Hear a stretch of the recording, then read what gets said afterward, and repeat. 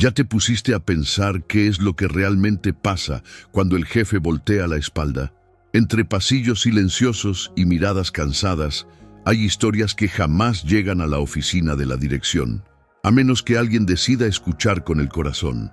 Y fue exactamente eso lo que hizo este CEO. Se quitó el traje, se puso el uniforme de primera línea y entró de forma anónima a su propio negocio. La intención era simple: entender por qué desaparecieron las sonrisas, por qué se quejan los clientes y por qué tantos empleados se están yendo. Pero lo que escuchó en ese supermercado, de la boca de una joven cajera llorando, fue mucho más que un problema de gestión. Fue un grito silencioso por dignidad. Esta es una historia real, brasileña y conmovedora sobre transformación, valor y el poder de ver al otro. Si crees que liderazgo es solo números y metas, tal vez necesites escuchar lo que dijo esta empleada, porque después de eso, nada volvió a ser como antes. Eduardo Mota, presidente de la cadena de supermercados Nova Geração, andaba inquieto. Comandando más de 180 tiendas por Brasil, comenzó a notar lo que muchos ignorarían. El ambiente entre los empleados estaba pesado, y las quejas de los clientes se multiplicaban como comején en madera vieja. Fue ahí que tomó una decisión audaz. Se quitó el saco caro, guardó el gafete dorado en el cajón y se convirtió en Marcelo Díaz, un desempleado común recién llegado a Belo Horizonte.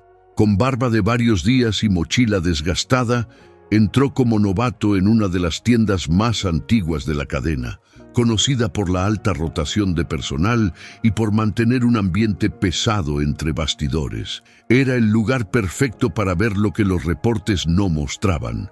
Al llegar, sintió en el aire el peso del desánimo. El estacionamiento estaba casi vacío, y la tienda, antes vibrante, parecía gris. Notó cajas operando solas, piso resbaloso y un gerente caminando de un lado para otro con el ceño fruncido. Eduardo, ahora Marcelo, entendía. Ahí, el problema era más profundo de lo que cualquier hoja de cálculo podría predecir. Ya desde el primer día, Marcelo fue asignado para apoyar en las cajas. Fue ahí que conoció a Késia Nogueira, una joven de mirada cansada y sonrisa vacilante. Lo que más le llamó la atención, sin embargo, fueron los ojos rojos, no de alergia o sueño, sino de quien lloró tratando de ocultarlo. Era el tipo de dolor que grita, aun cuando está en silencio. Durante el descanso, sentados en la parte trasera de la tienda, cerca de un estante de productos vencidos, Késia se desahogó. Contó que era madre soltera y que su hija pequeña, con asma severa, necesitaba cuidados constantes. Pero sin red de apoyo y con un salario ajustado, apenas podía parar un segundo siquiera, ni para respirar con alivio. Marcelo escuchaba sin interrumpir, y mientras más oía, más entendía que el problema de esa tienda no era solo rotación o bajo rendimiento. Era gente sobrecargada, tratando de sostener el mundo con sus propias manos, sin reconocimiento, sin apoyo. Y Késia era solo uno de los muchos rostros detrás de esa estadística deshumana. Era un martes sofocante, de esos en que el calor parece derretir hasta la paciencia. Késia atendía una fila de clientes impacientes cuando recibió una llamada. La voz del otro lado era angustiada. Su hija tenía fiebre alta y había sido llevada a urgencias. Su mundo se detuvo ahí, en medio del código de barras y los pitidos de la caja. Con el corazón acelerado, corrió hasta el gerente, pidiendo salir más temprano. La respuesta fue fría como aire acondicionado al máximo. Hoy no se puede. Solo hay 2 operadoras en el turno. Si te vas, desorganizas todo. Késia se sintió tragada por un dilema cruel.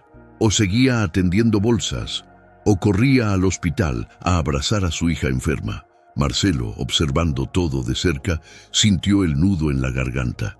No era solo una decisión operacional, era el tipo de momento que expone, sin retoques, la quiebra moral de un sistema que pone productividad por encima de la vida. Ahí empezó a entender que la crisis de la empresa tenía nombre: RFC, y una urgencia que los números ignoraban.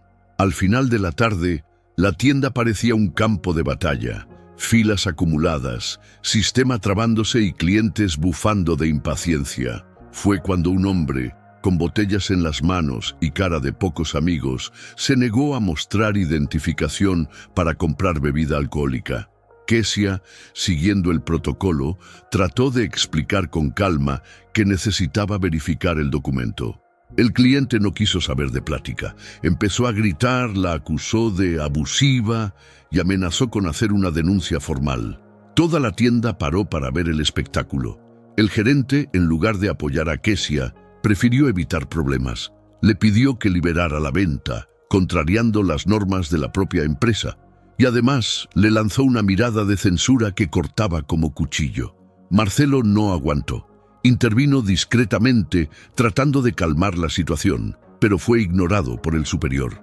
Lo que vio ahí fue más que mala gestión. Fue la normalización del abuso, el silenciamiento de la ética en nombre de la ganancia rápida. Y en el fondo, Kesia, una vez más, salió derrotada por un sistema que elige complacer al cliente a una costa de la dignidad de quien trabaja. Al día siguiente, aún conmocionada, Kesia fue llamada para una plática con el gerente, Claudio Santana. La oficina era pequeña, sofocante y sin ventanas. El típico lugar donde las verdades se dicen en voz baja, pero duelen fuerte. Su tono era seco, casi impersonal, y el contenido aún peor. Ella estaba estorbando el funcionamiento de la tienda con sus dramas. Marcelo escuchó parte de la conversación desde el pasillo y sintió el estómago revuelto. Ese discurso no era sobre productividad, era sobre aplastar sentimientos, como si los seres humanos fueran máquinas programadas para no sentir. A Claudio no le importaba la hija enferma, ni el estrés de la cliente agresiva. Él quería metas, punto final. Quedaba cada vez más claro. El problema no era solo Claudio. Era todo un engranaje girando en falso, presionando a los gerentes a exigir más y más, sin espacio para empatía o humanidad.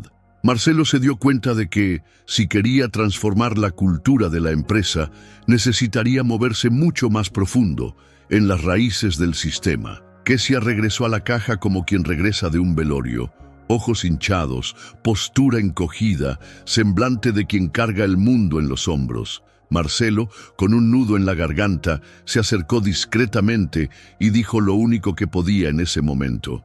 No fue tu culpa. Y por un instante ella casi se derrumbó ahí mismo.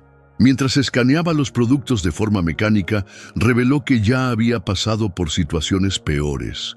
Incluso perdió otro empleo por haber salido corriendo del horario para llevar a su hija al hospital. En la visión de los jefes, ella era problema. En la vida real, era una mujer tratando de sobrevivir con dignidad. Un detalle que nadie en las hojas de cálculo de RH lograba ver. Marcelo sintió que todo encajaba con fuerza. El problema no era solo un gerente insensible o una tienda desorganizada. Era la mentalidad corporativa que trataba a las personas como números e ignoraba la esencia de quien se pone el uniforme todos los días. Ahí, entre pitidos de código de barras y sonrisas forzadas, había una verdad urgente pidiendo ser escuchada. En la mañana siguiente, el ambiente ya estaba tenso cuando un hombre de camisa social, clara y gafete oficial entró a la tienda. «Soy Adriano Werneck, de Auditoría Interna. Vine a revisar los procedimientos de venta de bebidas alcohólicas», dijo con un tono sereno pero firme. El equipo se congeló. El gerente palideció. Y Kesia se quedó sin aire.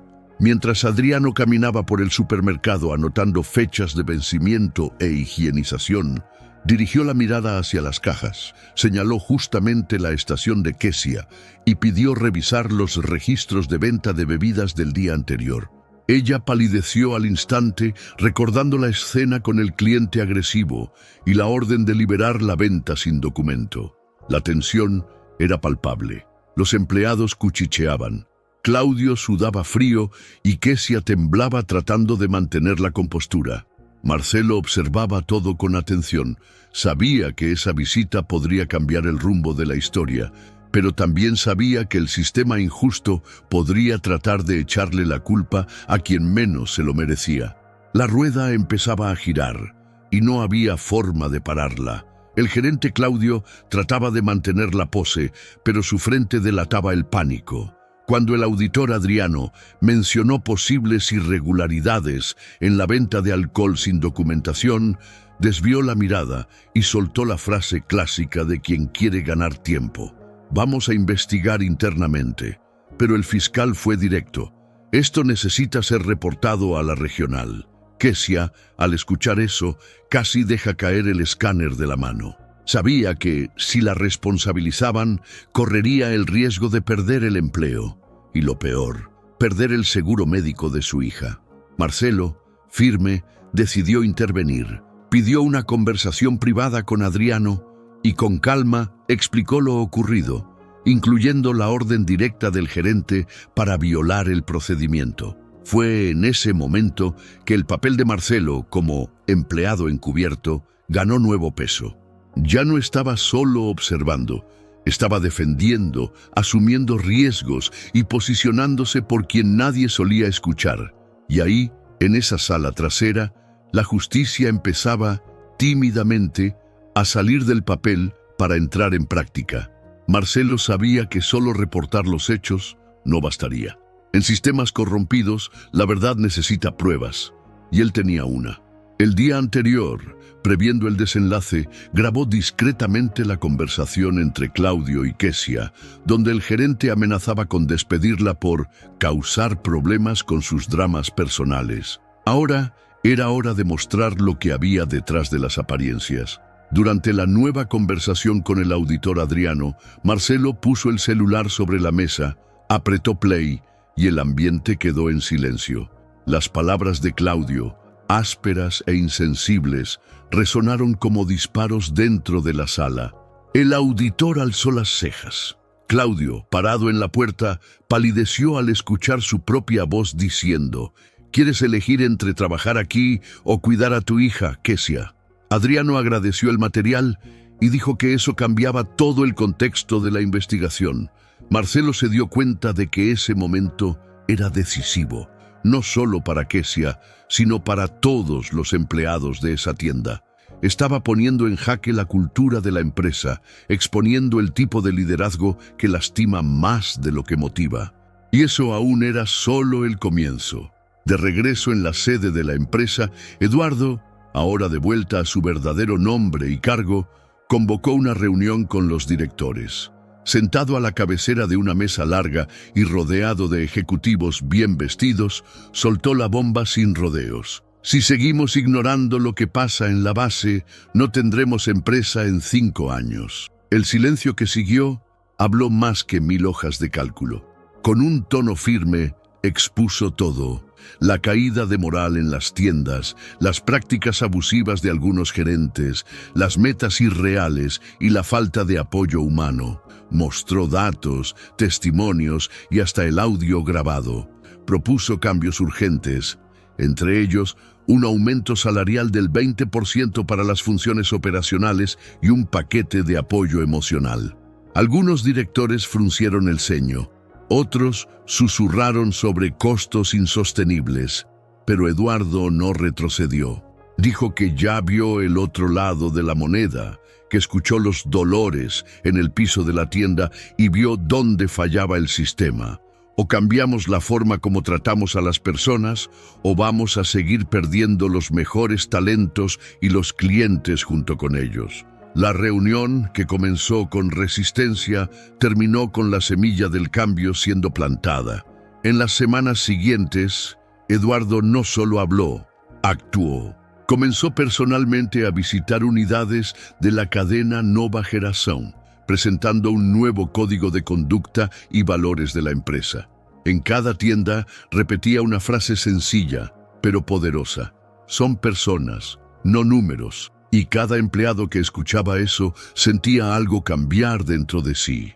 Una de las primeras medidas fue despedir al gerente Claudio y revisar todos los contratos de liderazgo en las tiendas con alto índice de rotación. Eduardo también creó el Pacto de Ética en la Atención, un compromiso entre líderes y liderados para garantizar respeto mutuo, metas humanas y una escucha activa, algo casi inédito en el sector. Además, lanzó un programa interno llamado Transforma Gente, enfocado al bienestar de los empleados, con psicólogos, mentorías y cursos de capacitación. Los más escépticos torcieron la nariz. Pero quien conoció de cerca el dolor de la base, como Kesia, entendió. Era el comienzo de una revolución silenciosa, pero con impacto concreto. Y ya no había vuelta atrás. En una transmisión en vivo para todas las tiendas del país, Eduardo habló directamente con los colaboradores, sin teleprompter, sin ensayo, solo de corazón. Anunció la nueva fase de la empresa, con enfoque en dignidad, respeto y valoración humana. Dijo mirando a la cámara que quien estaba en primera línea ya no sería invisible. El impacto fue inmediato. La veterana doña Celina, que trabaja hace 22 años en la tienda de Campinas, lloró frente a la pantalla. Cuando le preguntaron si eso aplicaba para ella también, Eduardo respondió, especialmente para usted. Y fue más allá.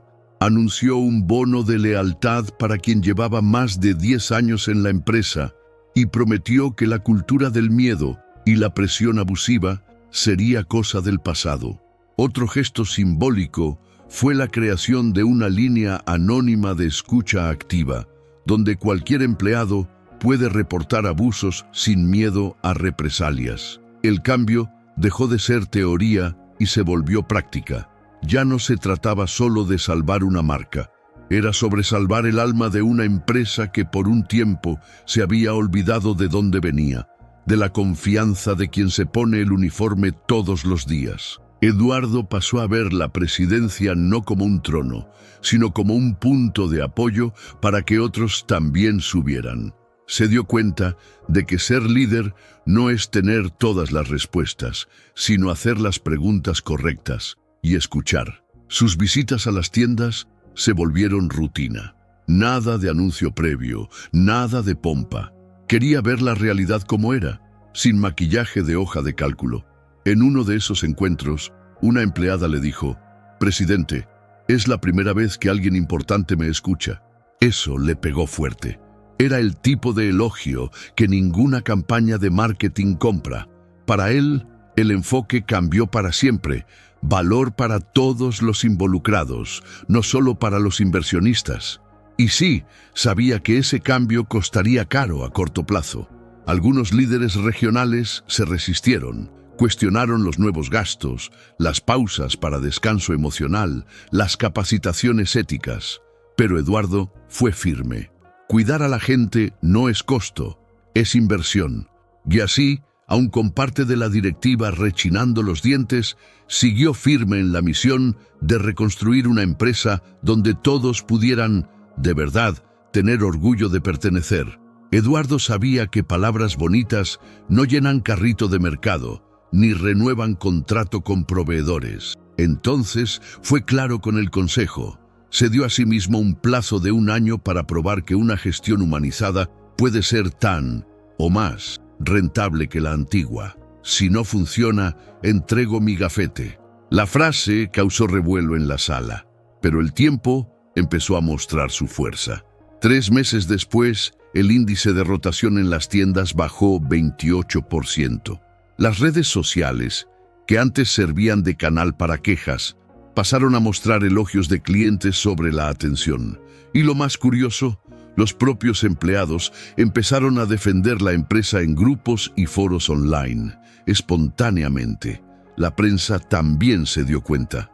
Revistas de negocios y portales de RH empezaron a destacar a Nova Geração como caso de transformación ética.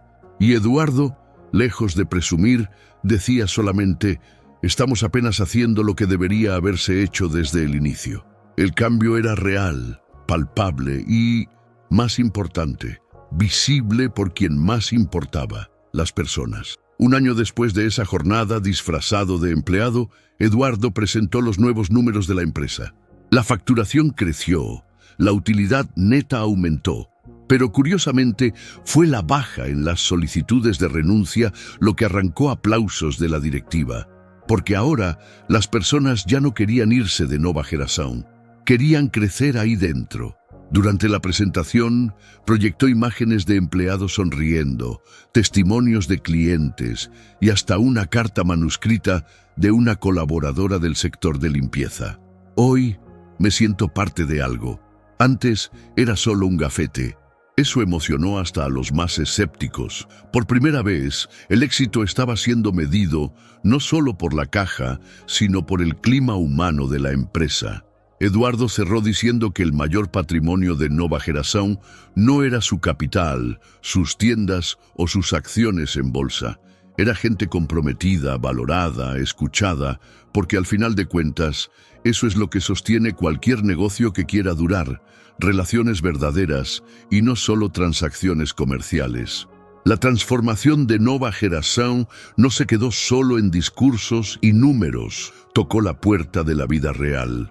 Agnalda, operadora de almacén desde hace más de una década, emocionó a todos al contar que gracias al nuevo plan de salud de la empresa, finalmente logró hacerse la cirugía oftalmológica que venía posponiendo desde hacía años. Ahora veo todo, hasta en lo que se convirtió la empresa, dijo, sonriendo. Otro caso fue el de Renato, reponedor nocturno que durante 8 años vivió de renta. Con el reajuste salarial y el nuevo bono por desempeño colectivo, logró dar el enganche de casa propia. No solo firmó el contrato, sino que hizo cuestión de invitar a los compañeros de tienda a la mudanza. «Esta casa es fruto de nuestro trabajo en equipo», dijo, emocionado. Y Kessia, con la estabilidad conquistada, logró inscribir a su hija en una escuela especializada y comenzó a estudiar de noche para terminar la preparatoria. Cuando Eduardo la reencontró, ella dijo, «La nueva política no solo salvó mi empleo, salvó mi esperanza». Era la prueba viva de que cuando una empresa se transforma de adentro hacia afuera, transforma vidas por completo. Con la casa en orden, Eduardo volteó los ojos al horizonte. En una reunión con los consejeros, declaró que Nova Geração estaba lista para crecer, pero no como antes. Esta vez, vamos a expandirnos con conciencia. No quiero solo abrir tiendas fuera de Brasil. Quiero llevar nuestra manera de hacer gestión humana para afuera también. La propuesta causó sorpresa, pero también emoción. Creó un comité de cultura organizacional que lo acompañaría en cada nueva apertura de tienda.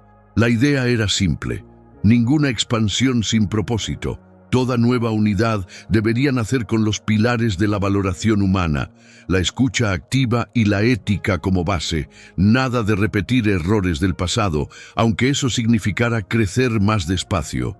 Al final de la reunión, un consejero preguntó, ¿y si no funciona allá afuera? Eduardo respondió con calma, entonces regresamos, pero nunca más vamos a regresar a lo que éramos antes.